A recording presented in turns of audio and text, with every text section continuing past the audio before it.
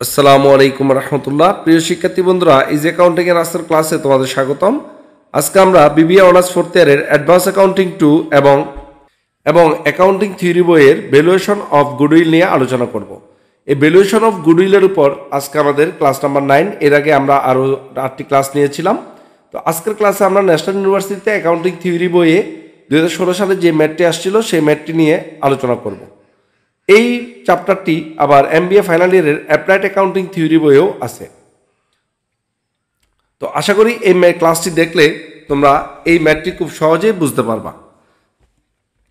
তো ক্লাসটি শুরু করার আগে আমরা একটি অ্যানাউন্সমেন্ট দিতে চাই যে তোমরা যারা এখনও আমার চ্যানেলটি সাবস্ক্রাইব করোনি তারা অবশ্যই আমার চ্যানেলটি সাবস্ক্রাইব করবা, এবং যারা অলরেডি সাবস্ক্রাইব করেছো তোমাদেরকে অভিনন্দন। এবং সাথে আমাদের ফেসবুক পেজ ইজি অ্যাকাউন্টিংয়ে তোমরা লাইক দিয়ে আমাদের ক্লাসগুলো সম্পর্কে আপডেট থাকবা। আমাদের নতুন নতুন ক্লাস যখন আপলোড করা হবে তখন তোমরা সহজেই যাতে সবার আগে জানতে পারো সেই জন্য আমাদের ফেসবুক পেজে তোমরা লাইক দিবা।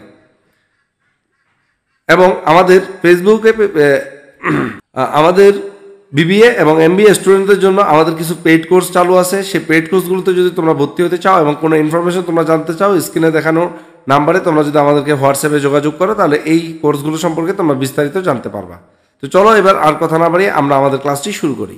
তো এখানে দেখা যাচ্ছে, দেখো ইজি ক্লাসে 2016 সালে দেওয়া আছে, the following is the balance sheet of mister Raihan is only on July 31, 2015।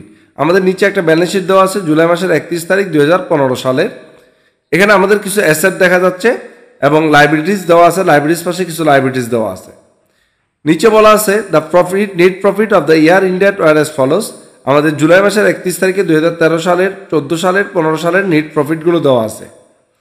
নিচে বলছে the above amounts include the income from investment 1800 each year. আমাদের যে প্রফিটগুলো দেওয়া আছে সেই প্রফিটগুলোতে আমাদের বিনিয়োগ থেকে আয় 1800 টাকা করে যুক্ত আছে, অর্থাৎ প্রত্যেকটা প্রফিটের মধ্যে বিনিয়োগের আয় 1800 টাকা যুক্ত আছে। You are required to calculate the value of goodwill 2-year purchase of 3 years average super profit. বিগত 3 বছরের গড় মুনাফার 2 বছরের সমান মুনাফাকে আমরা গুডউইল হিসেবে মূল্যায়িত করব। The standard rate of return on capital employed in সাসেস business 10%। তাহলে আমাদের NRR হচ্ছে 10%। Assume that each year's profit is immediately withdrawn in full by Mr. Raihan. বলা হয়েছে ধরে নাও যে মিস্টার রায়হান তার যে মুনাফাটা আছে সেই পুরোটা প্রত্যেক বছরের মুনাফা প্রত্যেক বছরই উইথড্র করে নিয়ে গেছে। এখানে এই যে একটা লাইন কথাটা বললো আমাদের যে মিস্টার রায়হান প্রতি বছরই তার মুনাফাটা উইথড্র করে নিয়ে গেছে। এই মুনাফাটা উইথড্র করলে কিন্তু আমাদের এই ম্যাথে একটু চেঞ্জ আনতে হবে, এবং সেই চেঞ্জটা কি সেটা আমরা দেখাবো। তো চলো আমরা এই ক্লাসটাই শুরু করি। তো গুডউইল নির্ণয়ের জন্য আমরা প্রথমে আমাদের ক্যাপিটাল এমপ্লয়েড নির্ণয় করব। তো ক্যাপিটাল এমপ্লয়েড নির্ণয় করার যে নিয়ম সেই অনুযায়ী আমরা ক্যাপিটাল এমপ্লয়েডটা নির্ণয় করব। যেহেতু এখানে অ্যাসেটগুলোর কোনো মার্কেট ভ্যালু দেওয়া নাই, তাই আমরা বুক ভ্যালুতে যা লেখা আছে তাই আমরা এখানে লিখে নিব। প্রথমে আমরা মার্কেট ভ্যালু অফ অ্যাসেট দিয়ে লিখবো যে ল্যান্ড অ্যান্ড বিল্ডিং 36,000 টাকা, মেশিনারি হচ্ছে 54,000 টাকা, তারপর আমাদের স্টক আছে 26,850 টাকা আমরা লিখলাম। এখানে আমরা ক্যাশ ইন হ্যান্ড এটা আছে 75,990 টাকা, তারপর আমাদের অ্যাকাউন্ট রিসিভেবল আছে 19,200 টাকা, টোটাল 2,12,440 টাকা হচ্ছে টোটাল ট্যানজিবল অ্যাসেট। তো এখানে আমরা ইনভেস্টমেন্টটা লিখবো না। এই যে আমাদের যে ইনভেস্টমেন্ট আছে 30,000 টাকা, সেই ইনভেস্টমেন্টটা কিন্তু আমরা এখানে লিখবো না। এখন কথা হলো স্যার এই ইনভেস্টমেন্টটা কি ট্রেডিং না নন ট্রেডিং আমরা তো জানি না, তাহলে কেন আমরা এখানে লিখবো না? আমরা জানি ট্রেডিং ইনভেস্টমেন্ট ক্যাপিটাল এমপ্লয়েড নির্ণয়ের সময় লিখতে হয়, আর নন ট্রেডিং ইনভেস্টমেন্ট লিখি না। তাহলে এখানে ইনভেস্টমেন্টে তো কিছু বলা নাই যে ট্রেডিং ইনভেস্টমেন্ট বা নন ট্রেডিং ইনভেস্টমেন্ট, তাহলে আমরা লিখলাম না কেন?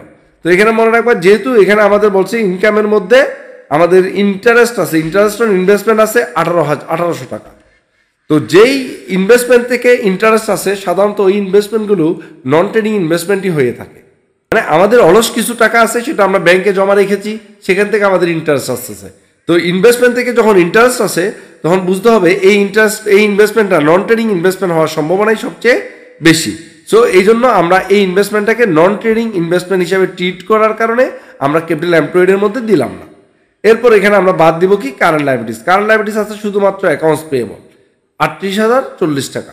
তো এখানে আমরা কারেন্ট লায়াবিলিটিসটা 38,040 টাকা যদি বাদ দিই তাহলে আমরা ক্যাপিটাল এমপ্লয়েড পেয়ে গেলাম 1,74,000 টাকা।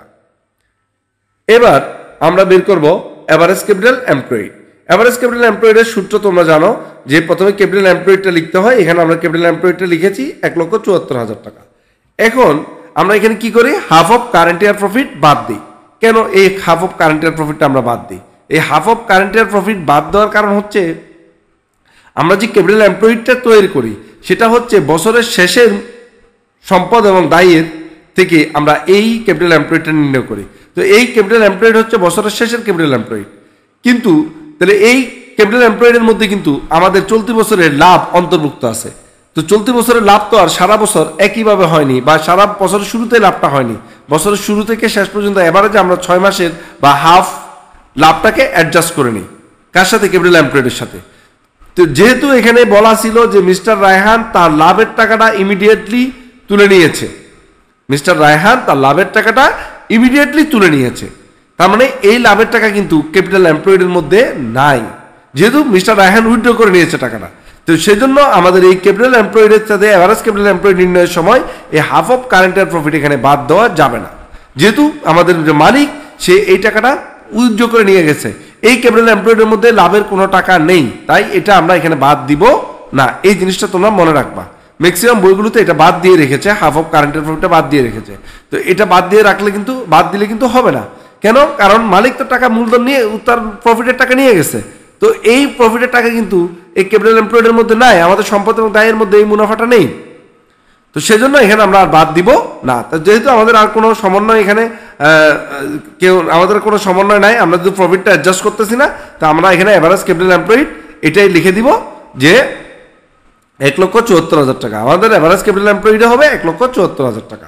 এবার আমরা এখানে দেখাবো এভারেজ মেইনটেনেবল প্রফিট। তো এভারেজ মেইনটেনেবল প্রফিটে প্রথমে আমরা এভারেজ প্রফিট করব। এখানে যে প্রফিটের হারগুলো দেওয়া আছে এই প্রফিটগুলোকে যোগ করে 3 দিয়ে ভাগ দিব। 3 দিয়ে ভাগ দিলে আমাদের এভারেজ প্রফিট আসছে 37,500 টাকা। এটা তোমরা জানো।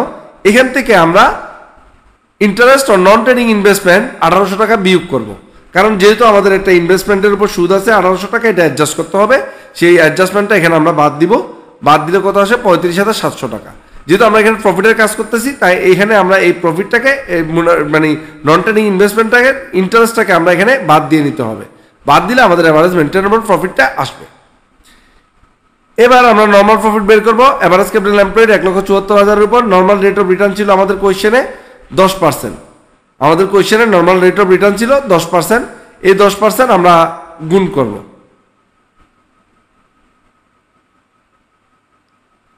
এই 10% গুণ করলে আমাদের নর্মাল প্রফিট আছে 17,400 টাকা, আর আমাদের এভারেজ প্রফিট ছিল 35,700 টাকা।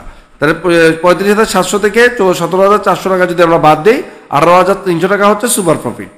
এবার আমাদের গুডউইল নির্ণয় করতে বলছে কত বছরের সমান? গুডউইল নির্ণয় করতে বলছে 2 ইয়ার পারচেস, 2 গুণ। তার মানে আমাদের যে সুপার প্রফিট আসছে 18,300 টাকা, সেটার সাথে আমরা যদি 2 গুণ করে দিই, তাহলে আমাদের গুডউইলটা চলে আসবে 36,600 টাকা। এ হচ্ছে আমাদের অ্যামাউন্ট অফ গুডউইল। এবার আমরা এখানে দুটো অ্যাজাম্পশন লিখে দিব যে net profit treated as after tax. আমরা নেট প্রফিটটাকে ধরে নিয়েছি, এটা আফটার ট্যাক্স প্রফিট। আর investment treated as non operating investment, ইনভেস্টমেন্টটাকে আমরা নন অপারেটিং ইনভেস্টমেন্ট ধরে এই অঙ্কটা সমাধান করেছি। তো আশা করি তোমরা এই ম্যাথটা বুঝতে পারছো। যদি এই ম্যাথটা ভালো করে বুঝতে পারো, তাহলে তোমাদের জন্য পরের ম্যাথগুলো করাটা খুব সহজ হয়ে যাবে। ধন্যবাদ সবাইকে আমাদের সাথে থাকার জন্য এবং আমাদের ক্লাসটি দেখার জন্য।